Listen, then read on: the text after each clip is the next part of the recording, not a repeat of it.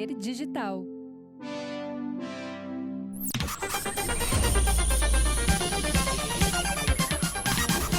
Olá, tudo bem? Estamos começando mais um episódio do Projeto Mendas. Eu acho que já meio começou, né? Nós estamos aqui tomando uma cervejinha e conversando e batendo papo.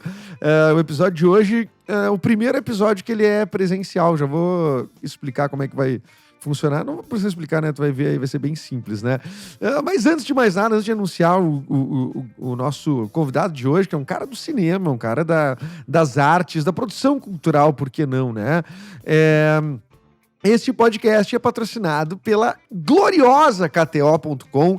Entra no site, eu já tô no site aqui da KTO fazendo as minhas apostas aqui, porque a gente tá gravando em dia de Inter e Colo-Colo, depois vai ter jogos do Brasileirão ali pra frente, mas eu gosto também dos especiais. Aqueles especiais, que é tipo o jogo do aviãozinho, o jogo... Tem um cassino ao vivo, cara, tem de tudo. O site da KTO vai te divertir, põe uma graninha lá que tu pode ainda, olha, ganhar uns pila e... brincando. Tem um cupom, inclusive, né, que é o cupom MENDAS. O cupom MENDAS, se tu fizer um primeiro depósito, quando tu fizer o primeiro depósito na KTO, tu ganha 20% sobre o valor que tu colocou. Ou seja, botou R$100, ganha R$20. Na minha conta, assim, eu que sou um exímio matemático, né? É isso aí. Então, colocou R$100, ganha R$20 no primeiro depósito, né? Em apostas grátis. Olha que legal. Então, obrigado, KTO. Obrigado. Depois eu vou perguntar aqui pro nosso convidado, que também é um cara que gosta de esportes, de futebol, ver qual é que são as apostas dele. Então, sem mais delongas... Inscreva-se nesse canal, inscreva-se nesse podcast, no Castbox, Deezer, Spotify, no YouTube, enfim. Tudo que for para assinar e se inscrever é de graça, no caso, e é muito importante para a existência deste programa, que nessa terceira temporada acho que recebe pela primeira vez, talvez ou segunda vez? Primeira vez, Gabriel Fatini. Olá. Olá! Tudo bem? Tudo. Boa noite. Legal te ter aqui, cara. Tu viu? Tu tá no teu primeiro presencial, né? Fiquei emocionado. Inclusive, eu não sabia, né? Se eu soubesse, tinha me preparado um pouco melhor, vindo mais apresentável e tal. Blazer, talvez. Blazer, sempre, né? Na dúvida. Tu acha que o Blazer seria... É o ápice do formal, assim? Tem o lance do monóculo, né? Sim. Que... caiu um pouco de desuso, mas eu acho que vai voltar. Caiu um pouco em desuso. Um pouco. Mas eu acho que volta ainda. Mas se tu pensar que voltou a pochete... Então, eu aderi, inclusive. É mesmo? É. Tu usa uma pochete moderna ou a pochete das antigas? Que elas eram maiores, né? Elas eram umas pochetes muito grandes, né? Mas agora tem esse lance que a galera usa de a pochete mas não é... atravessada. Não, aqui. a bolsa. Eu acho que é uma pochete. Acho que é uma pochete, né? Acho que é pochete. É mesmo? Acho que é, sim. Não, mas eu tenho uma meio antiga, tradicional mesmo. É. Assim. Com um fecho meio grande, assim, grosso. Não. Né? Não, é uma simplona, assim, preta. Até não trouxe ela hoje. Não trouxe hoje? Então tu é um verdadeiro pocheteiro, né? Não sou. Sou um pocheteiro intermitente. Eu não uso pochete. Eu acho que eu nunca usei pochete, pra te dizer bem a verdade. Eu já usei Freedom Fog. Sim. Freedom Fog eu sei. E tá voltando também, né? É? O Freedom Fog tá rolando. Isso eu não sabia. O Freedom Fog eu acho que tá rolando. Aquele mesmo modelo? Aquele mesmo, que se tu tiver meio úmido um piso, tu cai morto, porque era uma... Sim. É muito liso, né? E ele era uma coisa meio de uma camurça, meio... Gente, freedomfog.com.br. Tá no ar o site. Estou no site da loja de calçados online Freedom Fog. Agora não tem aqui o modelo antigo. O nosso modelo. Aquele modelo de errar. Pois é, né, cara? Isso é bem da nossa geração, né? Bem da nossa geração. A pochete um pouco... Mas, na verdade, a gente viveu uma miscelânea de moda, né? Eu tenho a impressão que a pochete é um pouco anterior, né? A primeira onda, pelo menos. Acho que sim. Acho que pochete já é dos anos 80, talvez, né? Eu lembro muito do meu pai, assim. O teu pai com pochetão. Pochetão de couro. carregando Estourando. um maço de derby, um maço de Calton. Um Malborão vermelho. Malborão vermelho. Era exatamente isso. Talvez mais de um até, por precaução. Vai que falte no meio do... Tá, mas, meu, eu ia te perguntar, tu não usa... Eu posso perguntar, né? Não é só tu que Pô, pergunta. que isso. Até melhor pra mim, se tu Não, tá, porque tu não usa pochete, mas isso é uma coisa que eu sempre fiquei na dúvida, assim, porque tem essas convenções, né? Tá, homem não usa bolsa, a princípio e tal. É. E aí tá, mochila, né? Uma coisa aceitável. Pro Pô, homem. que se mochila não for aceitável... É, mas e aí, tipo, porque pra mim sempre foi meio desconfortável sair só com os bolsos, tipo, carteira, chave. É esquisito, né? Estranho, né? É esquisito. Esses dias, eu troquei de mochila recentemente, porque eu tenho... Eu sou muito largo, assim, né? Ombro largo. Então as mochilas, elas ficam muito apertadas quase sempre em mim. E eu tô desenvolvendo um pouco de seios na pandemia, que eu ganhei um pouco de massa em regiões específicas. Mas eu acabei comprando com a Fernandinha, que é a nossa diretora aqui do podcast, que tá aí, aparece aí no quadro do Gabriel. A gente foi numa loja e comprou a mesma mochila, que pra ela fica perfeita. Que a Fernanda tem 1,50 m e alguma coisa, e eu tenho 1,80 m e essa, né? E pra mim ficou uma mochila de criança, cara. Aqui assim, na nuca, assim. Cara, o meu filho ria de mim. A prima dele ria de mim. Ô, tio Edu com mochila de criança. E eu, recentemente comprei uma mochila. A única que me adaptei é uma mochila de notebook. Que é aquelas mais quadradonas. Aham. Que daí vai o note, esse note aqui. Inclusive, aí fiquei mais adaptado, assim. Mas a mochila... É o que tu usa pra... Senão eu carregava tudo nos bolsos em casaco, assim. Mas que é ruim, né? Que é péssimo, né? Uma sensação horrível, porque tu carrega carregador de celular, tu carrega... O que se carrega? O carregador de celular, o meu, que é um celular meio antigo, eu preciso sair com o carregador sempre. Sim, é um telefone com fio, né? Basicamente. Eu tive um celular que por muito tempo era... Não durava um dia, meio dia a bateria, sei lá. Nem isso. Ah, nem isso. Eu acho que é isso. Carregador, uma carteira, com certeza. Pente. Pente? Não, pente eu não levo. Pente não leva. Não. Deixa eu pensar. Anti-inflamatório. Eu usava muito antialérgico, né? Porque eu tenho muita rinite. Então leva um remédio. Mas hoje em dia eu não tenho usado mais porque eu parei de comer laticínios e isso fez muita diferença pra mim. É mesmo? Fica a dica, inclusive. Tu Pra mim é funcionou. intolerante. Eu não sei se eu sou intolerante. Eu sei que leite tem um processo inflamatório. Pra ali, mim, né? dá um ruim, assim. E alergias... Porque as minhas alergias eram às vezes aéreas mesmo. Não, Melhorou isso muito pra rinite, sinusite. Não, sempre assim, intestinal a coisa. Sempre... Sim, de não conseguir digerir direito. Isso. Eu acho que eu tinha isso também, mas eu sequer percebia. E eu gosto muito, né? Adoro queijo, assim, mas tipo... Como a gente chegou nisso, meu? Porque a gente tá falando de leite. Porque a gente tá falando de pochete, né? Do que a gente carrega no Que bolso. carrega na pochete. Aí eu ia te perguntar, pilha palito? Não. Pilha palito eu não levo, não. Não, né? Não. Deixa eu ver o que mais. Alguma droga? Sim. É um tabaco, né? Tabaco. Todo mundo sabe que a Luli Horta, que veio aqui, que é a atriz... Aliás, a Luli Horta... depois eu vou mostrar um presente que ela me deu. Nossa, cara, eu falei no podcast de um livro que ela tinha. A guria veio de São Paulo, não é que ela me deu o livro dela, cara. Eu vou mostrar aqui. Mas a Luli Horta tava falando muito de tabaco. Como o pessoal tem usado tabaco pra parar de fumar. Tu faz essa estratégia também? Eu faço, eu acho que esse foi um dos motivos que eu fiz a transição, porque só o fato de tu ter que manusear e confeccionar Te já dá uma perde preguiça. tempo com dá isso. uma preguiça. Exato. Então tem isso, mas eu não sei se me fez... Bom, dizem que é melhor, né? Assim, acho que é menos agressivo, acho que de modo geral. Assim. É o que eu acho que me parece, assim, né? Não sei se faz tanta diferença. Que de todos, o menos pior é o tabaco. Com filtro, né? Importante. Com filtro, né? Evidentemente. Com filtrinho. É o menos pior, acho que leva mais tempo pra tu fazer, daí tu já é uma mão, tu já tem, né? Eu acho que ele não dura tanto também. Eu não sei a sensação que eu tenho que... A maioria das É. pessoas não bota tanto Sim, eu fecho um meio fino mesmo. meio fininho, Ele vai né? meio que apagando, tu fuma ele em várias etapas. Exatamente, né? O cigarro, ele já é um troço fumegante, né? É um tiro curto, assim. Vão achar que o meu podcast é sobre cigarro, né? Porque é a segunda entrevista que eu tô falando de cigarro com uma propriedade incrível, né? E ela, no caso, também fumava tabaco. Fumava cigarro e começou a fumar Tabaco como estratégia como estratégia. pra dar uma diminuída mesmo. E aí, cara, a Luli Horta, a gente citou o seguinte, eu perguntei, o que a Luli Horta estava lendo? Ela como dubladora, atriz e tudo mais, o que tem na estante dela? Achei que era só nerdolices, porque ela é otaku pra caramba, de anime e tudo mais. E aí tinha esse livro que eu nunca tinha visto, que são 4 peças do Chekhov. Tá? São 4 peças do Anton Chekhov.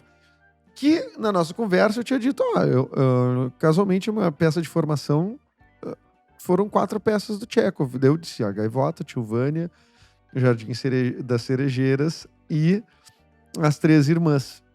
E eu disse, era um texto condensado. Tu fez a mesma escola que eu, o Tepa, né? Uhum. E era um condensado dessas 4 peças. E ela disse, sim, esse é o livro que eu tenho, uma coletânea dos 4, que não existia, cara. Eu acho que não existia. Porque eu não me lembro desses 4 textos estarem juntos. Então alguém condensou. Quem fez a dramaturgia de vocês fez essa mesma curadoria. Eu não sei o que vem antes, se é o ovo ou se é a galinha, né? Mas assim, de toda forma, ela trouxe, me fez uma homenagem aqui. Foi uma bela edição, inclusive, né? Belíssima edição, me deu de presente. Mendas, um grande cara massa, né? Que é o bordão da Luli. Obrigado, Luli Horta. Te amo, tu és muito querida. Então, esse é o Chekhov. Tu estudou no teatro, porque a gente te apresentei como roteirista, ator e diretor e produtor cultural, né? O que é mais justo disso tudo aí? Cara, eu acho que varia, né? Acho que varia um pouco de época pra época, assim, né? Tem umas coisas que acabam sendo mais prevalentes em algum momento. Por exemplo, como ator, faz muito tempo que eu não trabalho, inclusive sinto muita falta, né, disso. Tu fez o Alce e Alice, foi a última coisa em audiovisual, talvez, que tu tenha feito? Deixa eu pensar, eu vou lembrar, porque eu acho que eu fiz participação em mais alguma coisa. Eu fiz um curta de um amigo que nunca saiu no Brasil, ele lançou fora. Falando inglês? Tu falando português? Em português, pior que era em português. Mas isso o Alce e Alice, que a gente gravou em 2016 ou 17. 16 ou 17, faz bastante tempo já, quase 5 anos. Alce e Alice é uma série... a assinatura de produção é Verte... É Verte e Mourão Filmes. Verte e Mourão Filmes, né? Isso foi um edital da TVE na época, né? Era um edital do Procultura. Isso. E a janela era a TVE. E a TVE, isso. A TVE Mas ela exibia. entrou no mesmo bolo do Necrópolis e entrou pro catálogo da Netflix. Isso, exato. E tu fazia um dos protagonistas, fazia o Steve Bonitão, que era um personagem sensacional. Exato. Steve Bonitão. E tu é um cara bonitão. Pois então, a Kaia, né, minha companheira, que fazia a Alice na série, inclusive, ela começou a disseminar a fic de que eu teria dado o nome do personagem, porque eu sou um dos roteiristas da série, e que eu teria dado o nome de Bonitão pro personagem que eu faria. O que é ridículo. Seria uma vaidade que eu não reconheceria. Seria bem escroto da minha parte, e não é verdade, inclusive, já aproveito pra dizer isso. Mas era um personagem ótimo, né, cara? Foi muito divertido. Muito divertido, e ele tinha uma... Qual era a ref desse personagem, assim, principal, assim? Eu acho que era o Johnny Depp, né, velho? Pra mim, pelo menos, na construção... Era o Johnny Depp. De personagem. A construção de imagem, assim, também, né? Tu escreveu, eu achava... Eu tinha dúvidas quanto à tua participação no Alce e Alice, porque como tu estava como ator, eu senti que tu estava tipo... Tá, não vou me envolver tanto em outras questões mesmo, tu sendo sócio da Verte, que é uma das produtoras que realizou, né? Mas então tu escreveu junto, então. Sim, a série é criada pelo Thiago Rezende e pelo Diego Barrios, né? O Thiago fez uma coordenação de sala de roteiro, então, assim, ele que supervisionou os roteiros. Mas eu participei da sala junto. Tem um dos roteiros, que, se não me engano, é o 2º episódio, ou o 3º, agora já não me lembro mais. São 4 episódios nessa temporada. São 4 episódios, É uma minissérie, assim. E o 2º episódio fui eu que escrevi, E E divertidíssimo, assim. Aí depois, de fato, na fase de produção, eu pedi pra me retirar um pouco, porque Sim. Pra focar no... tu sabe bem como é que é, né? Sim. Se tu sabe de tudo que tá acontecendo ao É, redor, às não é- vezes fica difícil de se Não, concentrar. perfeitamente. Inclusive, eu tava notando agora, porque eu vim de um set aqui, né? Eu cheguei aqui pra gravar, vim de um set. E eu tava pensando justamente sobre essa questão. Eu digo, pô, como eu tô me sentindo tranquilo aqui nesse set, né? Porque eu tô como ator, né? Eu disse, talvez o clique seja esse. Talvez eu saiba tão pouco do que tá acontecendo que isso me deixe tranquilo. Porque se tu tá numa posição de produção e atuando, ou dirigindo, ou o que é que seja, tu entra na pira do estresse, né? Exato. Né? Essa é uma economia difícil de fazer, né, cara? Esse equilíbrio, porque eu sinto que em alguns momentos eu acho que essa blindagem, entre aspas, do elenco é super importante, justamente por isso que a gente tá falando, assim, porque eu acho que. Porque se a gente se contamina demais com os problemas, às vezes é difícil de chegar no set e desligar tudo. Acho que tem gente que talvez consiga mais que outros, né? De como se fossem chavezinhas. Né? Agora como eu se ligo tu o fecha meu... a gaveta e Não pronto. tem como. Então.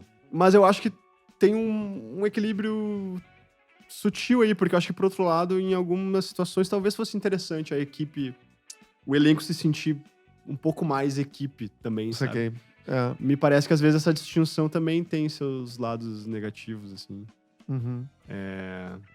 Eu sempre penso no exemplo do Werner, né? O Werner dos Mortos foi uma série que a gente produziu em 2016, eu acho. Pai, tudo, mas Faz foi, tempo, foi, né? foi uma... Foi uma sequência, assim. Uma sequência, né? Werner e os Mortos, Alce e Alice... Necrópolis. Necrópolis. Vocês ainda tiveram, acho que o Horizonte B no meio desse caminho. Teve o aí, Horizonte né? B, exato. E... Que foi Depois do Necrópolis, Foi um pouco antes do o Werner Bravos, né? Ainda. o Bravos e aí o Complexo logo em seguida. E o Edu participou de 100% dos projetos, né? Acho que sim, Não, né? Horizonte B... Bom, Horizonte era Horizonte o B Emiliano, não. né? Que dirigia, verdade. né? Mas eu, desses todos que tu falou, participei de todos. Inclusive com papéis muito legais de fazer, né? O Peterson é uma coisa que até hoje me... O Peterson. O Peterson me... É uma das coisas que eu mais tenho orgulho de ter feito. Mas é um personagem muito legal de fazer, assim, né? A maioria dessas coisas são comédias, né? Dessas Sim. coisas que tá falando, né? Sabe que eu tava vendo, até te comentei antes da gente, não sei se a Fê disse que eu acho que já tava gravando, né? Tava falando do especial do... Especial não é especial, um documentário do Judd Apatow sobre George Carlin, né? George Carlin, o sonho americano, na HBO. Eu não sei se são 2 episódios, né? Se são 2 partes mesmo, se tem mais partes a vir, porque eu ainda não terminei. Vi a parte 1 ontem e ainda quero ver a outra. Cada parte tem quase 2 horas.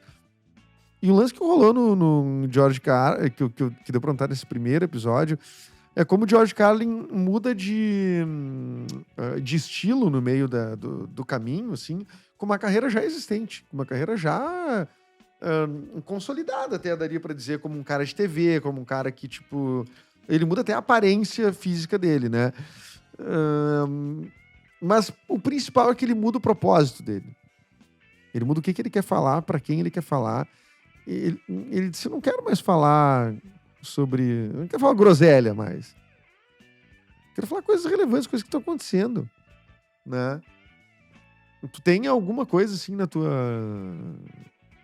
carreira, no teu ideal, assim, artístico, assim, factível, assim? Tu diz no sentido de ter tido essa mudança de chave, assim? Não, ou de ter um propósito. Cara, então... Não, pode ter uma mudança de chave no meio, daqui a pouco haver uma outra lá no... Daqui a pouco tu pode te cansar de uma coisa e... Né? Cara, essa é uma pergunta muito boa, porque... Aqui, cara, só perguntas... É só pergunta top, cara, bicho. que isso, velho. É pochete e propósito.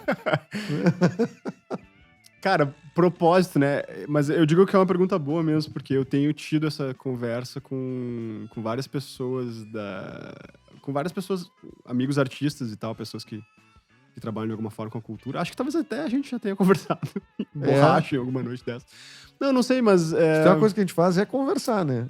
Isso a gente faz. Eu até comentei, né, que... Acho que não precisa fazer pauta, talvez. Não, eu acho que a gente tá entrosado no papo.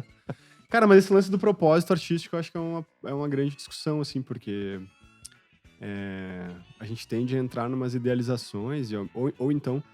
Uma coisa que eu penso, assim, eu sinto muito que a minha cabeça, enquanto criador, transita entre eu sou um gênio, eu sei que eu sou, e se eu tiver os meios e a oportunidade ideal e me coloco e que se em algum momento for colocado num lugar em que eu possa propagar o que eu tenho pra criar para as outras pessoas, tiver os meios pra fazer isso, as pessoas vão reconhecer a minha genialidade.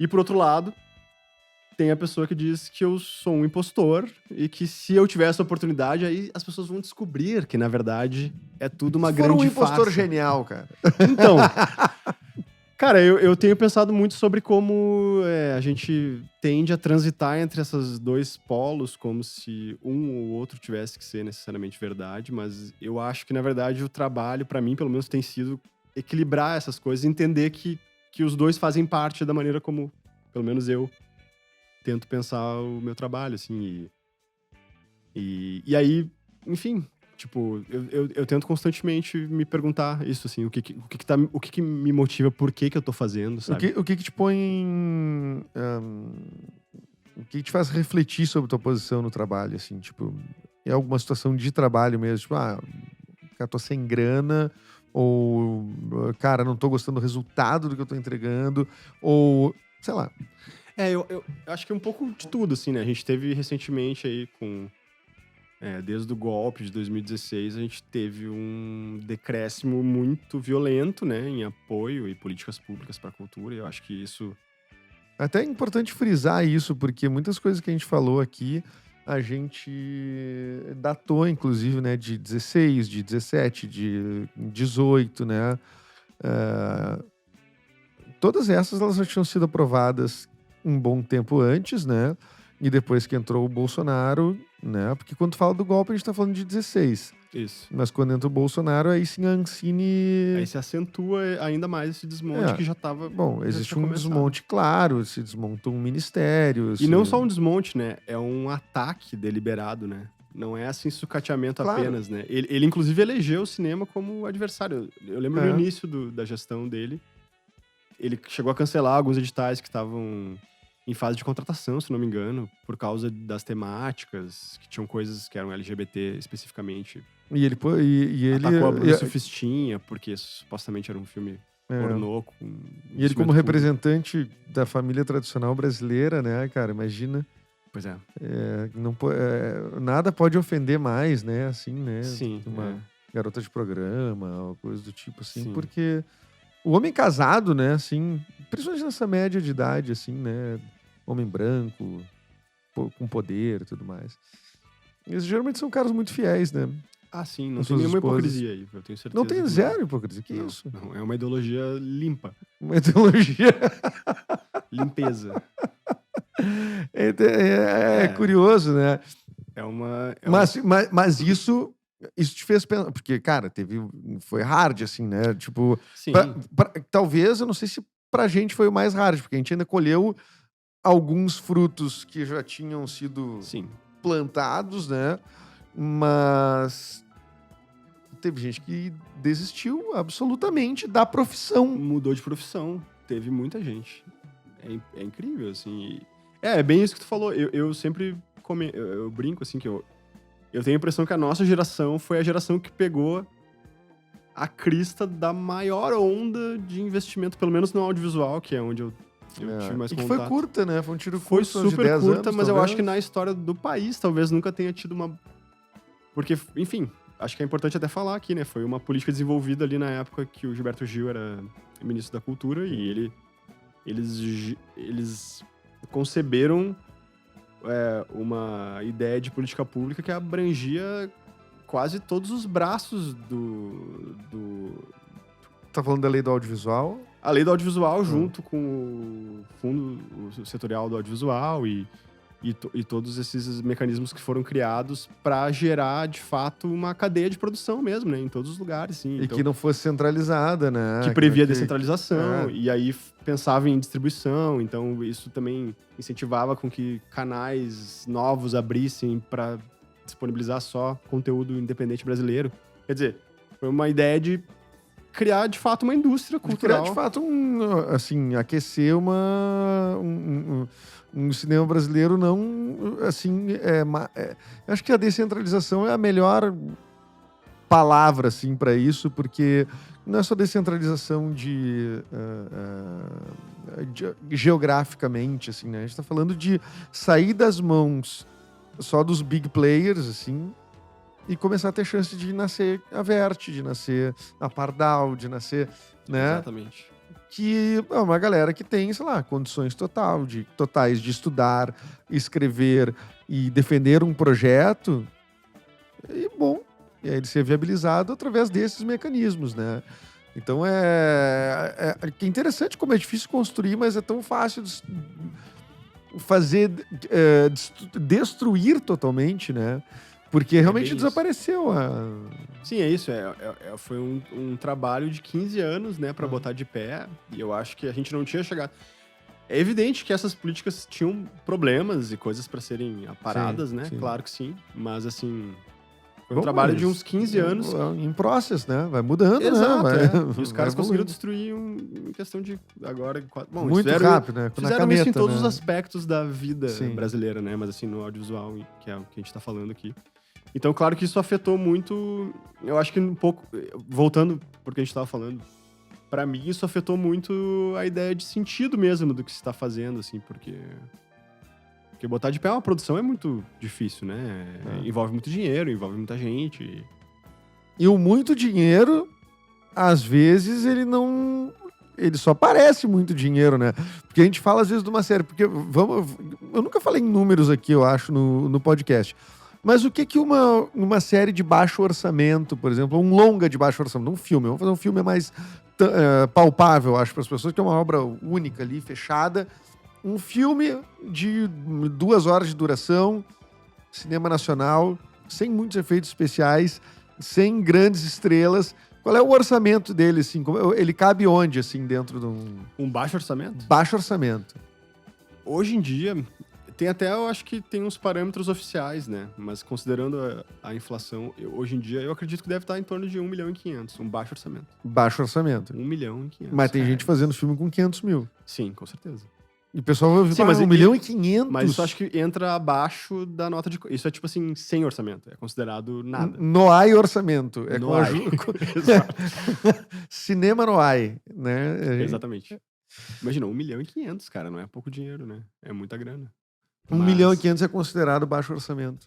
Mas eu acho que tem um risco nessa discussão, porque, enfim, tem essa retórica mal intencionada de quem justamente é contrário ao investimento público, e a gente sabe quem é essa galera. Acha que é muita grana. Que vai argumentar que, porra, essa grana podia estar indo para hospitais, sabe? Para creches.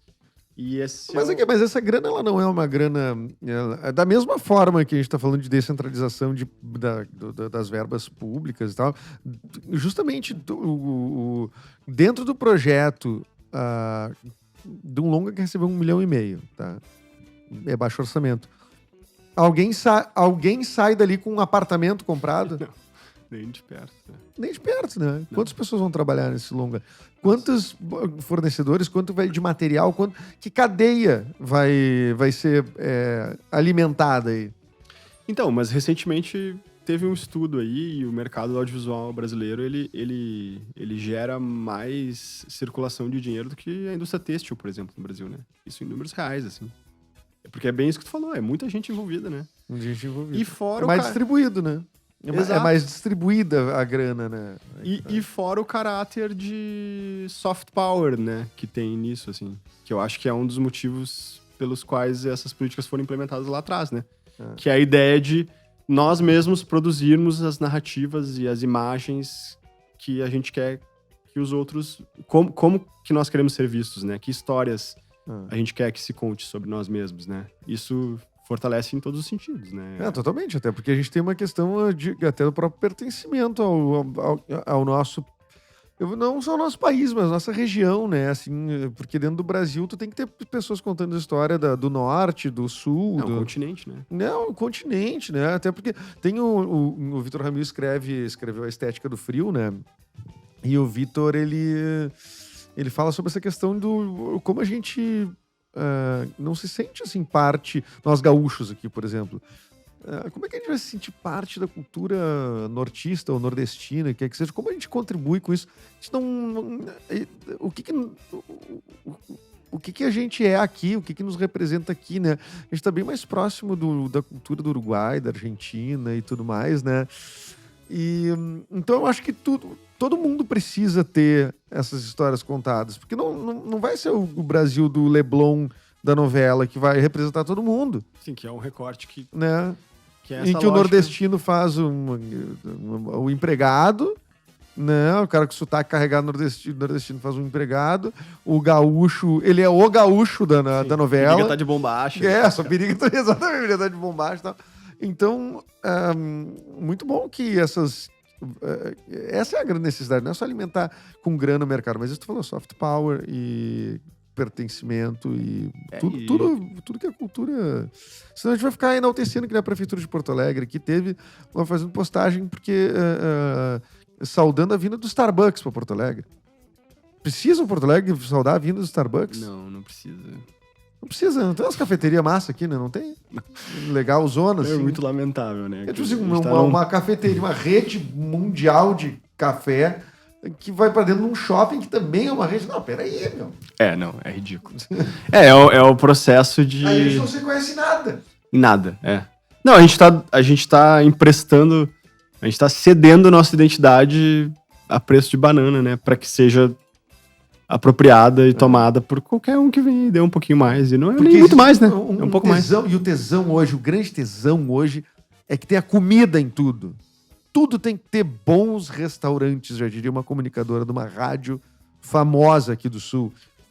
Ela disse, a rodoviária de Porto Alegre tinha que ser privatizada uma parte, não sei o que lá e tal, para botarem bons restaurantes. Para quem vem de fora, né? Sim, claro, né? O pessoal... Primeira coisa que chega em Porto Alegre é assim, essa rodoviária não tem um madeiro aqui para eu... Sim, o cara que chega na Rodox ali. É isso. O cara que vem ali o cara pegou um pinga-pinga. de Jaguarão. Agora, putz, um coco bambu agora, eu acho agora que ia cair bem, né? Pelo amor de Deus, né? Então, acho que tem esse aspecto que é um tesão pela comida, né? Assim, que é uma coisa, tipo, que... não sei se é só o tesão pela comida, mas o tesão pela conveniência. Eu acho que existe um grande tesão pela conveniência. Conveniência, né, cara? Saca?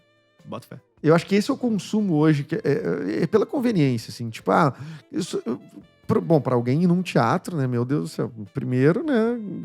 Ninguém vai. E quando vai, tipo, eu vou num lugar que tá vindo uma atração de fora, mas daí, é mais caro, mas tem estacionamento é caro também, mas já tem um restaurante ali, assim, tem a conveniência de tudo, assim, né? Tudo é conveniência, tudo é experiência, tudo não sei o quê. Ninguém quer fazer esforço pra nada, né? Tipo assim, eu vou fazer ativamente, me posicionar ativamente pra ir atrás da cultura da minha cidade, por exemplo. Conhecer os artistas daqui, eu vou pesquisar. Não, isso tem que chegar em mim. Eu tô aqui no meu Instagram, tem que chegar em mim. Sim, eu quero sair da minha praça de alimentação e dentro do mesmo estabelecimento encontrar... Saca? E aí esses lugares, e aí a gente chega no Starbucks, porque esses lugares eles são cheios dos... um circuito fechado. É um circuito fechado. E aí o que tu vira nisso, né, cara? Tu vira sei lá, o frango do McDonald's lá, alimentado sem cabeça, sei lá, não sei nem se... Cara, isso... É a lenda, né? Não tô dizendo que é assim, né, por favor. No meu processo jurídico, o jurídico tá... Né? Não, né? Tu entendeu claro, a lógica, assim, né? Não, mas sabe que eu acho que isso... E inclusive essa coisa da prefeitura celebrar publicamente a vinda do Starbucks, assim... No Twitter, isso não... é o Twitter oficial, né? Twitter, assim... Isso eu acho que também é um reflexo de um processo de... Tipo, o Brasil virou um grande balcão de negócio, né? Sim. Não que não tenha sido, eu acho que inclusive ele desde sempre foi idealizado para que fosse isso mesmo, mas a gente teve a gente teve algumas décadas de um respiro ali, né? Depois da abertura democrática. E a minha impressão é que agora virou isso mesmo, né? Assim, os caras estão assim, tipo, vendendo tudo a toque de caixa, estão tentando privatizar a Petrobras agora, no apagar das luzes, né? É uma loucura. Mas... eu acho que vou voltar... A pochete, não acredito. Vou voltar a pochete. Então, e por isso a pochete... Getúlio Vargas... Não. Não, eu vou voltar para a questão do sentido, né, do propósito, como tu tinha perguntado antes. Que eu acho que para mim, pelo menos, eu tenho pensado muito sobre como... enfim, esses tempos eu tava lendo sobre como a gente tá num processo de tamanha aceleração na criação de narrativas e da produção de tudo, né? Tudo em excesso, né? A gente vive uma era de muitos excessos, com uma lógica industrial da escassez, mas com muito consumo e muito estímulo de tudo. E há uma sensação de que os artistas e a gente que tá nessa posição de criar arte, né? Não que a arte tenha que ter uma função, uma utilidade necessariamente, mas a sensação é que a gente não tá conseguindo produzir, a gente não tá conseguindo acompanhar esse ritmo. Essa é a sensação, sabe? A gente não tá conseguindo oferecer alternativas. E aí isso me faz pensar no próprio George Carlin, né? Que a gente tava falando antes, acho que antes um pouco de começar, sobre como a contracultura como ela invadiu a produção cultural deles e muitas das coisas que se tornaram clássicos, né? São coisas que foram criadas nesse ambiente. A minha questão sobre... Assim como foi no Brasil. Aqui também. Mas eu digo assim, a contracultura lá, em especial quando eu falei do George Carlin, será que isso... ela se mostrou muito... Ela adentrou a comédia, né? Não sei se aqui aconteceu isso na comédia. Tu é um cara que estuda comédia, né, cara, também, né? Sim. Além de ser... Não é apenas um roteirista, mas um cara que também é um habitué de comédia, né? Tu gosta de comédia, né? Sim, muito. E eu acho que a comédia, ela tem esse princípio subversivo, né? Desde sempre, assim. E no Brasil tem uns estímulos assim, mas eu acho que nada nesse... Nada... Porque o stand-up me parece que daí eu acho que é uma coisa que, inclusive... tu vai saber bem mais do que eu, assim, eu gosto muito, já consumi bastante, mas ele parece que ele surge meio que nesse lugar, né, meio da contracultura, e ele tem essa coisa muito ele tem em essência essa característica de ser uma coisa que a pessoa tá ali... Deveria ser, né? Falando a sua própria opinião, né, a princípio. Eu acho que deveria ser, mas esses caras dessa época, assim... tiveram que penar, assim, nos anos 70 em especial, assim, eu acho que eles deram a virada, assim, porque tinha um lance, tinha até uma delegacia, não sei se era a delegacia dos bons costumes ou uma norma, uma coisa assim, teve no Brasil durante a ditadura uma coisa desse tipo, mas o George Carlin chegou a ser preso, os comediantes eram seguidamente presos, porque tinha palavras que eram proibidas, ou palavras que eram indecentes, e ele tinha esse lance da palavra que dizia, mas como uma palavra sem contexto ela vai ser... Porque eles tinham aqueles códigos que eu nem sei se não tem a ver com macartismo até, talvez seja anterior. Eram palavrões. Sim, mas tipo, tinha um código de bons costumes, eu acho que pra TV, né? Que tu não podia falar certas coisas. Tinha pra TV, mas tinha pra show ao vivo também. E ele foi preso em shows ao vivo. Tipo, que não pode ter nada muito lascivo. E daí ele tinha uma linha... Homossexualidade, com certeza, não pode nem chegar perto. Não, era tipo... Ele tinha uma linha de texto que ele dizia, só tem 7 palavras proibidas na língua americana, na língua inglesa, e assim, nos Estados Unidos, aliás, né? 7 palavras proibidas, de 400 mil, 7 não pode falar, né? E aí... E ele tem um 7 que ele diz, musicalmente elas, praticamente, se quer dizer... tits, não sei o que, não sei o que, não sei o que, não sei o que, não sei o que, pá. E todo mundo se matava de rir, mas a defesa dele é que era sem contexto. Por que ela ofenderia alguém? Só um som, é uma... Sim. Por que ela é indecente, né? E ele saía preso dos troços. Saiu preso de show e coisa. Subversivo. Como subversivo, né? Quer dizer, mas também é palavrão. Isso é uma coisa subversiva. É um palavrão bem... Eu já te falei uma vez isso. Que eu disse... Tu não vai lembrar, porque foi tão de passagem. Assim, eu falei pra ti, falei pra Caia também. Que eu fazer um teste que era um personagem bem mau caráter, assim, falar um monte de coisa horrível. Eu disse, cara, eu acho tão legal isso, da gente poder falar, assim, como ator, né? Falar atrocidades que tu não vai falar na vida real. Tu nem te sente daquela forma. Mas essa liberdade de de falar essas atrocidades, assim, eu acho... Pode crer, isso deve ser muito massa. Mesmo. É do caralho, assim, eu acho... Acho um presente, assim, pra uma ator, válvula- assim, né? Não, isso é incrível, cara.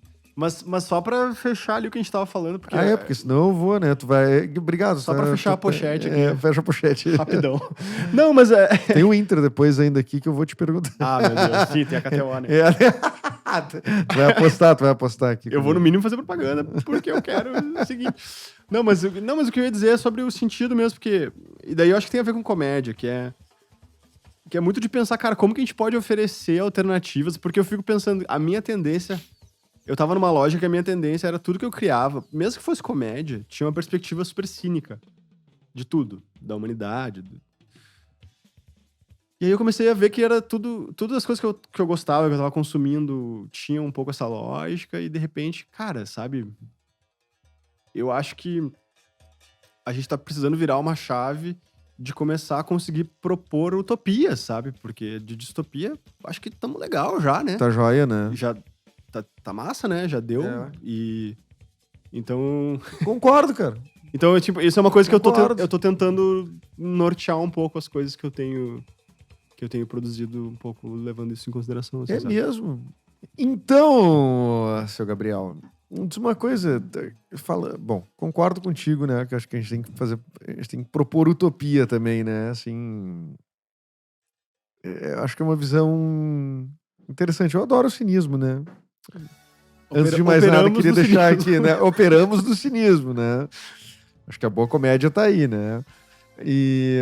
Mas tu tem algum projeto que já esteja rolando, assim, esteja escrevendo, coisa do tipo, que já tem esse, como norte, vou dizer um termo horrível aqui, tá?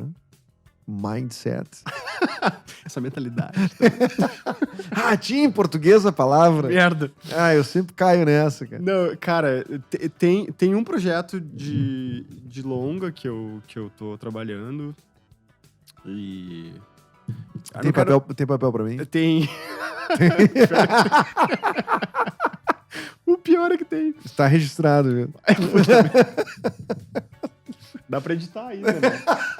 Tipo, pra não ir pro YouTube, assim, pra sempre.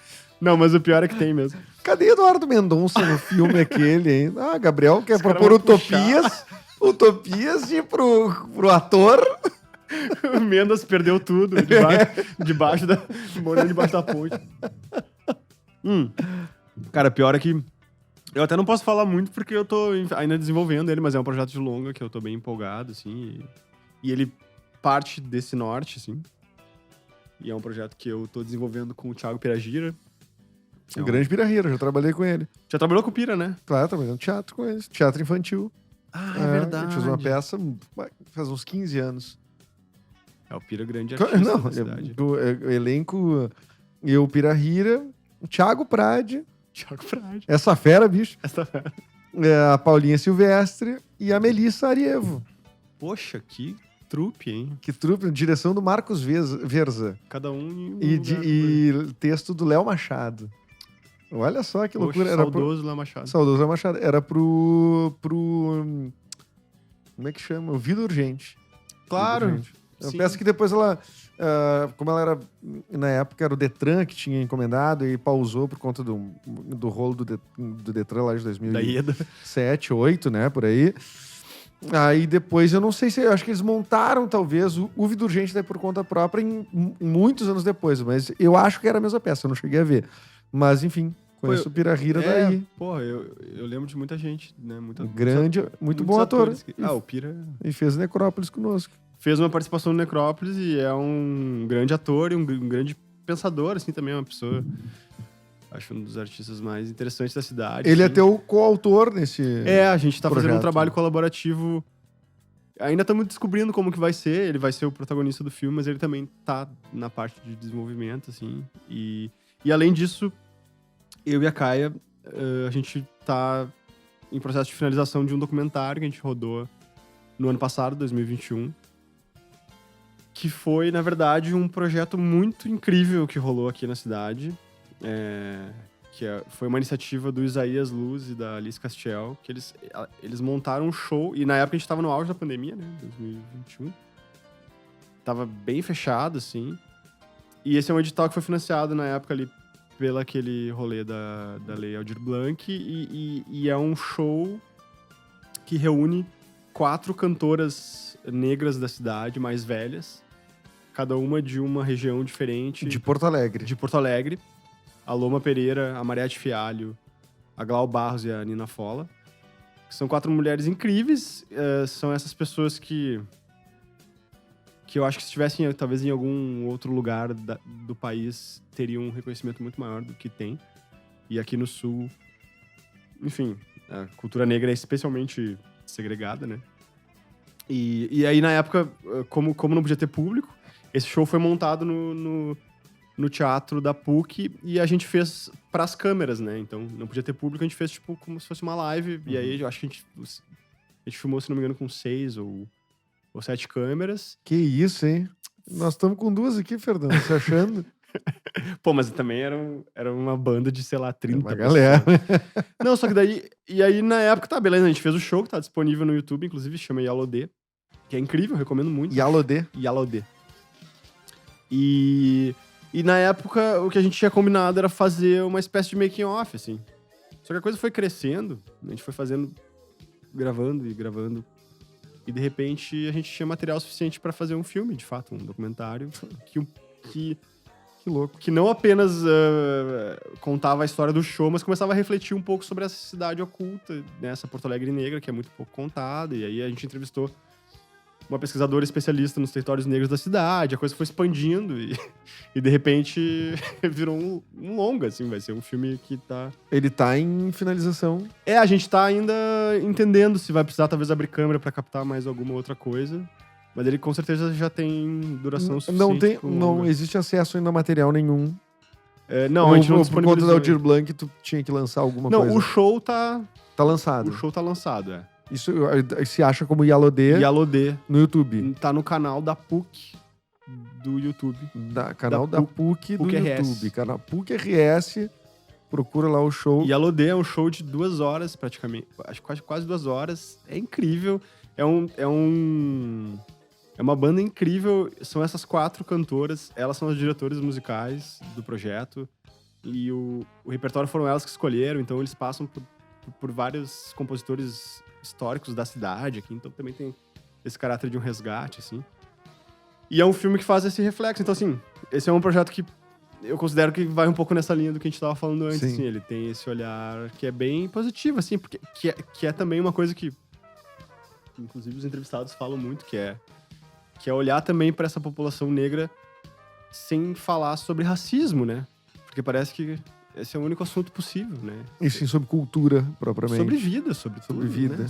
Sobre as diferenças, sobre diferentes gêneros musicais, sobre tudo que tem para oferecer, assim, então... Enfim, esse é um projeto que... Meio num caráter de apresentação, assim, até. Tipo assim, de apresentar... olha aqui o que dar luz a isso, né? Assim, olha o que vocês não estão vendo que existe em Porto Alegre, porque isso tem eu acho que o escritor que é o José Faleiro, né, que é um cara de Porto Alegre muito bom, né, que ele é o autor dos Supridores e tal. Ele é um cara que, aparentemente, ele coloca nos livros dele outras Porto Alegres, né?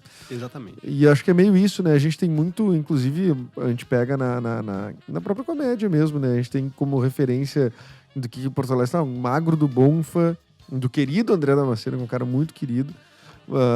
O Magro do Bonfim seria uma representação desse cara que fala que é do Bonfim, que não sei o quê. Mas se tu for ver, cara, o Bonfim tu caminha em 15 minutos, né? A gente que foi morador dali, a Fernanda mora ali, eu moro ali. Cara, a gente, sem combinar, se encontra 500 vezes na Redenção. É um parque desse tamanho, não é um parque gigantesco, não. Mas... Então, assim, como isso vai representar uma cidade que tem quase 2 milhões de pessoas, né? É um recorte muito pequeno da cidade. É muito pequeno, né? É um recorte rico, né? Um recorte de pessoas que têm grana e tudo mais. Então, a Dani Vieira, que é essa pesquisadora, inclusive, ela me fez entender, cara, coisas que a gente nem imagina, né? O próprio surgimento da Redenção. É interessante ter falado da Redenção, porque a Redenção, na época, isso... Cara, eu acho que isso era no século XVIII, se não me engano. Que tinha uma rainha Ginga, que era uma liderança da comunidade negra da cidade, uma mulher.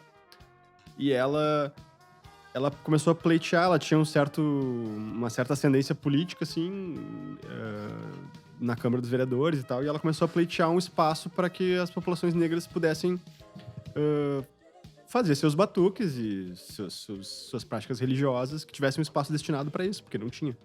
E é muito segregado, né? E aí ela finalmente conseguiu que tivesse uma aprovação da Câmara dos Vereadores à época, e eu posso estar errando a data, tá? Mas se não me engano era século XVIII. E aí a Câmara concedeu, contanto que fosse fora do perímetro da cidade. Então, eles começaram a fazer essas festas e manifestações religiosas negras na Várzea, que era o parque, que é o que hoje é o Parque da Redenção, que na época, inclusive, era fora da cidade. Mas a redenção prevaleceu, né? Mas é uma coisa afirmativa, então assim, eu opto por chamar de redenção hoje em dia, porque eu acho que é importante. Mas independente... sendo ou não, né? Mas assim... me parece que, tipo, é tão popular, assim, o nome redenção, rolou, né? Que não rolou. É a redenção, né? É redença. A Redença, né? Tem Tu já ouviu falar da Praça dos Universitários? Onde que é a Praça dos Universitários? Então, a Praça dos Universitários é a Praça da Encol. A Praça da Encol, que é ali na Bela Vista, por exemplo, que é tipo a Praça da Encol, porque a construtora Encol... Que faliu. Que faliu, que deu todo aquele rolo, assim. Então, tipo, essas coisas pegam o nome por... Sim, não é a gente... processo orgânico. É um processo orgânico. O Barisson, que inclusive me trouxe... O Barisson é o maior porto-alegrense que existe, inclusive. O maior Porto Alegre. É o maior, é o cara que vive a cidade a full, assim. Ele, tipo, é o cara que leva os filhos na biblioteca da Casa de Cultura Mário Quintana pra passear, assim. Pô, isso sim, cara. Isso é outra... Cara, e isso voltando à pochete. Voltando à pochete. Não, mas voltando ao Starbucks, meu. Porque tem a ver com isso também, né? Tem a ver com a gente cada vez viver menos a cidade, né? Exatamente. E ficar cada vez mais restrito a esses espaços fechados. Isso. Daí o cara que vai na Casa de Cultura com os filhos, eu digo que ele é o maior porto-alegrense que existe. Entendeu? Não é assim um porto-alegrense qualquer, né? Que tu... Não, é o maior que existe. O maior que nós temos. Mas essa lógica, né? Os cinemas não estão mais nas ruas, né? É tudo meio pasteurizadão, né? Tem uma ideia de empreendedorismo, assim... cara, que é meio bizarro, assim, que ele contrasta com umas coisas da cidade, assim, tipo no armazenzinho lá, o Torino lá do Nestor lá, que fica aberto lá no Bonfim. Torino, o cara abre às 7 da manhã e fecha às 9 da noite, assim, pode estar nevando no 31 de dezembro, tá? E vende tudo, e tudo é bom, e tudo é novo, e tudo é... Tá, parada rola bem. Aí tem um novo empreendedor que contrasta com isso, que é o cara que abre um bar de quarta a sábado, das 7 da noite às 11h30. E aí depois o cara quebra e não sabe por que quebra, saca? E tipo assim, não, é uma experiência. Daí o cara bota uma baita de uma grana pra criar uma experiência mega pasteurizada. Isso aqui é o estilo um pub inglês. Um pub inglês. Ou que nem os caras que abriram um negócio texano aqui do lado da produtora. O que tu quer com uma parada texana? A gente é uma cidade e um estado que tem um especial vínculo com carne, né? Assim, caralho! Tipo, super, né? É uma né? referência, tipo, mundial, se pá, né? Não precisa ser texano pra... tipo... Dá pra ser, tipo assim, uma parada gaúcha mesmo, de repente, se tu quer fazer com carne. Mas... O que me leva a crer que eu não sei se a gente é tão bairrista, assim, se a gente é tão, né, ligado às raízes, assim. Porque, cara, a gente cada vez mais vê os novos empreendimentos, são tudo com nome inglês, são tudo com conceitos marqueteiros, muito pouca identidade, muito pouca coisa genuína. Não sei se estou sendo radical demais ou até... Eu não queria soar um conservador, porque é uma coisa que é meio... É delicado, né? Delicado, é linha tênue, porque eu não sou um conservador, assim, né? Eu sou um cara que... a favor do progresso, mas o que é o progresso, né? Cara, mas olha que loucura. Eu vou voltar... Eu não vou fazer a piada da pochete de novo, mas... Voltar porque a Loma Pereira, que é uma das pessoas que... É uma dessas artistas que é uma cantora incrível. Ela é uma referência. Ela é do movimento... Tipo assim, ela participou das Califórnias da Canção, ela tá há muito tempo no rolê, assim, né? E a Loma, ela me trouxe um olhar sobre o nativismo e todo aquele processo do Barbosa Lessa ali e tal, que eu não tinha, cara. Porque pra mim também era um movimento meio conservador, assim. E o que ela falou foi que, na época, a perspectiva deles era que as majors, né, os grandes selos, as grandes gravadoras, elas estavam vindo meio que tomando conta do mercado inteiro. E estavam, inclusive, fazendo com que a musicalidade mais regional e mais específica dos lugares estava começando a diminuir. Então, eles começaram a criar aquele movimento de criar esses festivais aqui para que se mantivesse vivo né, os estilos musicais que existiam, que eram populares. E isso, enfim, tem uma conservação nesse sentido, então... Mas o que ela falou que não era conservador nesse sentido, assim. Interessante, né? Porque... Inclusive, essa coisa das vestimentas, tinham assembleias, né? O Barbosa Lessa não era a favor, por exemplo. Elas usavam mini saia, e pra ele tava ok. Isso não era contrastante com o que eles estavam propondo. E esse movimento dos festivais aqui se tornou um pouco uma referência pro resto do Brasil, assim. Então, tipo assim, eu acho que tem uma diferença sutil entre conservar tradições que são retrógradas e que são calcadas nesse patriarcado, que é uma coisa super opressora, mas também tem uma sutileza que é... Porque é a lógica da globalização, né? Que tem a ver com meio que achatar todas as identidades e transformar tudo numa grande... Starbucks. Uma grande Starbucks, exatamente. Mas então, é justamente isso. Quando os caras... tu não quer que a cidade evolua, que não sei o quê. Não é bem isso. Eu quero que as coisas daqui tenham o seu espaço e elas evoluam. E elas progridam, né? Que a cultura daqui progrida. Que a gente... Eu sou muito defensor de que a gente tenha uma identidade cultural relevante. Eu fico encantado quando eu escuto as histórias, por exemplo, do festival lá que o Júlio First, acho que foi o Júlio First, o radialista, que levantou lá no início dos anos 70, que era Vivendo a Vida de Lee. Era patrocinado por uma calças jeans Lee, se eu não me engano, aquelas. Tinha um programa. E ele criou esse festival só com bandas locais. Como era o nome? Vivendo a Vida de Lee. Ah, olha só, não conhecia. E teve 1 ou 2 edições. Arthur de Faria, venha no podcast para corrigir aqui a informação. Mas tá, isso eu sei porque eu pesquei do Arthur, isso, ele me contou essa história. Foi um festival, se eu não me engano, era no Teatro Presidente, tá? E esse festival, vamos dizer assim, ele era só banda gaúcha, tipo assim, nenhuma era banda famosa, nada, tipo... E eram os caras daqui, Cláudio Levitan, os artistas sabe? Os caras daqui que fizeram a música daqui. E esses caras lotam o Teatro Presidente, que era um teatro grande, acho que 800, 1000 pessoas, sei lá quantas pessoas, e fica mais não sei quantas milhares de pessoas do lado de fora na rua, que não conseguem entrar. Então eu fico encantado com a possibilidade de existir uma Porto Alegre que lota tanto pra ver uma banda que tu não conhece, tu não ouviu. Tu imagina numa época de... Tu não tinha acesso à música ali, né? Tipo... eu não ouvi isso, né? Mesmo se eu vou lá dar esse voto de confiança, quero ver o que tem de novo e vibrar com uma música num festival. Eu acho isso... Isso é, pra mim, uma coisa assim, impensável hoje, assim. Cara, mas olha só, eu faria um paralelo com... Que eu acho que é um processo que... Isso tem muito a ver com a minha pesquisa de mestrado, assim, que é muito tentando refletir sobre... Qual foi o impacto das jornadas de junho de 2013 ali e o que veio, né? O que veio de arrasto depois disso, assim, pra nossa geração, né? E, cara, Porto Alegre, ali naquele período, 2012, 13, 14, 11, tinha uma efervescência real. As pessoas estavam na rua. Festa de rua era uma coisa comum, né? Tinha, assim... Todo final de semana tinha 2, 3 festas na rua, com milhares de pessoas na rua. Uma coisa estava acontecendo muito fortemente. Verdade. E a gente perdeu. E isso eu acho que também isso é um projeto, né? A gente se desidentificar com a cidade, se desidentificar com os espaços públicos, de tudo se tornar uma grande Starbucks, de tudo se tornar recluso, fechado. E eu gosto de café, mas não é o meu... Não, nada contra. Eu adoro café também.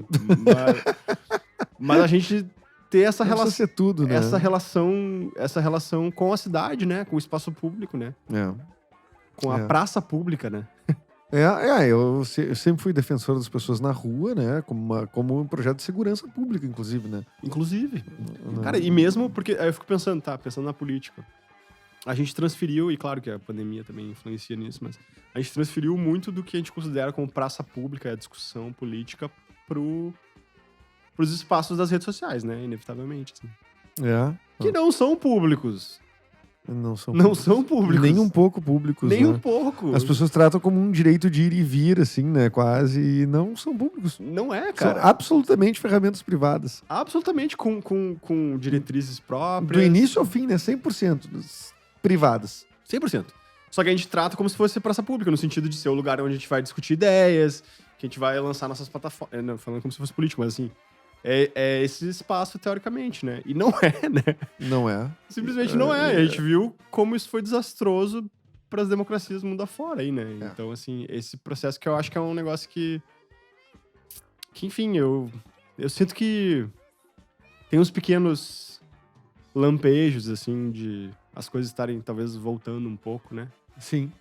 Eu percebo que tem uma não, faísca. Tem uma... Enfim, enquanto a gente estiver aí, a gente vai estar querendo, né? Não sei quanto a gente vai ter energia pra fazer isso, né?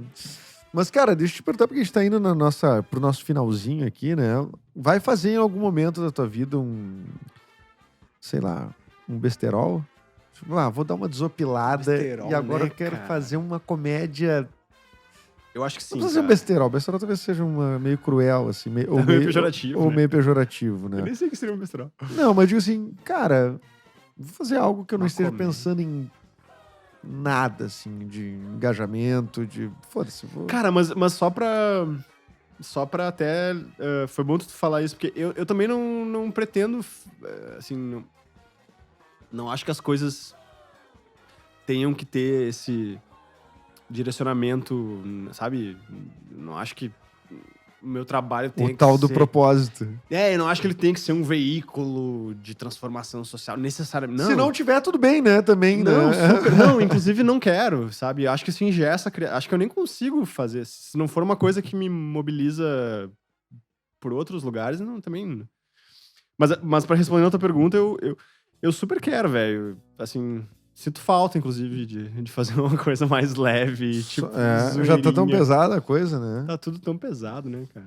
Pô, meu, sabe o que não tá pesado, velho? É o time do Mano Menezes. Tá levinho. Tá levinho. Tu que é um colorado, né, cara? Colorado praticante. Praticante, né? Tu não tava muito praticante. Acho que a nossa confraria... Eu não vou chamar de confraria, porque eu acho que todo mundo tem confraria, é mala. Nem sei o que significa direito confraria. Não, a confraria, geralmente os caras se reúnem, assim, terça, das 7 às 9, os caras setorizam a diversão deles. Homens, né? Homens, claro. Sempre. Óbvio, confraria de homens. Homens, e quando muitos as esposas, daí junta as esposas de todos, né, e tal. Mas acho que a maioria com amantes, né? Não, mas eu acho que confraria é um conceito muito triste, assim. A gente se reúne toda semana pra se divertir das 7 às 9 de quarta. Fora disso, não. Menor chance. Aí é ferro. Aí é foco. É o mindset. É mindset. Né? Então, assim, a gente se diverte ali nós temos horário pra se divertir. É isso que a gente faz. Não, com certeza. Com certeza não é uma confraria que a gente tem. Não, por favor, não. Não, é uma confraria freestyle, né? Mas tem dia que acaba tarde o negócio. Mas, cara, KTO.com é a nossa patrocinadora. Tu sabe, né? É um site pra tu te divertir, pra tu botar a tua graninha lá, fazer umas apostas. Enfim, a vida a vida é cheia de apostas. Todo caminho que a gente toma, a gente tá, né, fazendo uma aposta, né? Então, eu vou te pedir aqui, eu tô vendo aqui que esse podcast esse episódio entra na quinta-feira dessa semana, final de junho aqui, né? Próximo compromisso do Internacional é contra o Ceará. Tá? Sendo tu colorado, eu vou te dar a chance de tu botar 5... Eu vou botar 5 pila pra ti aqui, na minha. Tá? É fora de casa, né? Fora de casa, Inter e Ceará. Devemos considerar que é entre os dois confrontos da Sul-Americana, né? Entre os dois confrontos sul-americanos. É Colo-Colo... Fora. É terça e terça, eu acho, né? Tem Colo-Colo, Duas terças. daí Ceará, daí Colo-Colo de E novo. Ceará no sábado, Então, né? chances de poupar também, né? Chance de poupar. Se bem que o Inter já vai... O primeiro jogo contra o Colo-Colo tu vai bem poupado, Já né? vai baleado. Vai meio baleado, né? Cara, eu vou... Eu apostaria no empate. Empatezinho. 1-1. Acho que ambos marcam ali. Peraí, então vamos fazer. Ambos marcam. Peraí. Mas acho que é empate, velho. Empate. Cara, tem um monte de opção. É muito louco esse troço aqui. Pois é, eu não manjo muito, mas eu tenho bastante curiosidade. Não, eu também não sou um expert, né? Eu não vou cravar, assim, Eu vou botar ambos marcam aqui. mas tá? eu acho que ambos marcam empate parece razoável. E tu? O que tu acha? Não, eu vou fazer... Não, é que eu não vou fazer duas apostas. Tá, não, né? mas mesmo não apostando, o que tu acha desse jogo? Ah, eu boto fé no Inter, cara. É, né? Eu sou muito otimista. Impressionante como Tu eu é. sou otimista, cara. A nossa relação me faz bem. Meu, a aposta está... Deixa eu ver. Cincão aqui. Eu acho que foi uma aposta segura. Empate e ambos marcam. Parece, né? Tá? Sensato. Sensato. Feita a aposta.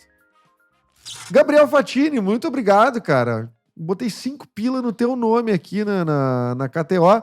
Se o Fatini for bom mesmo de aposta, então eu já vou faturar aqui uns pilinha também. Mas depois eu compro uma long neck, uma coisinha pra nós, e a gente divide, tá? Pode ser? Mas eu que botei o dinheiro também. Ah, vai te catar também, cara. Só porque que tá exigindo de mim. Gabriel, tu quer que o pessoal te siga na rede social? É uma boa pergunta, né? Não é obrigado a dizer tua rede social, mas tu quer que alguém te siga na rede social? Cara, pior que eu tenho andado meio ausente da minha rede social, né? Mas eu não desfiz o meu... Se alguém quiser, tipo assim, dizer, pô, gostei do teu papo, eu tenho ideias pra trocar. Isso. Não, me sigam. E daí sim. tu mete um direct, não é pra acompanhar tuas postagens, teu dia a dia. Isso. Não, é de que eu não tenho postado crossfiteiro. muito. Pode ser meio frustrante, né? Me seguir, porque eu não atualmente Mas não tu tenho postado responde DM. muito. Acho que sim, eu tenho entrado, mas... Acho que sim, eu tenho entrado. O cara... Eu Sabe tenho- que a rede social... Não, a Fê... Inclusive, eu me comuniquei com a Fê pelo Instagram hoje. É mesmo? Foi uma questão de poucas horas a O resposta. que pra mim não faz nenhum sentido, sendo que a gente tem um grupo de Instagram juntos, É, de WhatsApp juntos. Vocês têm o WhatsApp um do outro, mas disse, não, eu vou entrar no Instagram pra ver se ela não vê. Não, mas ela tava me compartilhando uma coisa específica, era uma postagem do Era uma Instagram. postagem. Era mais fácil que fosse no direct mesmo. Mas acho que sim. Cara, e eu vou passar uma vergonha agora, que é... Tu não sabe teu Eu arroba. não sei o meu arroba, mano. Eu não me lembro. E aí? Eu Acho mudei que é Gabi ele. Fatini. Eu acho que é Gabi Fatini, mas tem um underline aí. Puta merda. Puta, que fracasso, hein? Trouxe um ermitão aqui pro programa. Aqui. Era Gabriel Fatini underline. É isso, gente. Me sigam lá, não tem erro. Muito conteúdo. Muito conteúdo, stories, Muito- reels. Muita informação. Muita informação pra muitos você. pets. Receitas de comida. Ah, meu. Cara, muito obrigado por ter vindo. Volte outra vez. Pô, com certeza, me convida, cara. Eu adorei mesmo. Achei muito A massa. gente faz pegamos um outro pré-jogo aí, a gente grava aí mais Demorou. uma participação.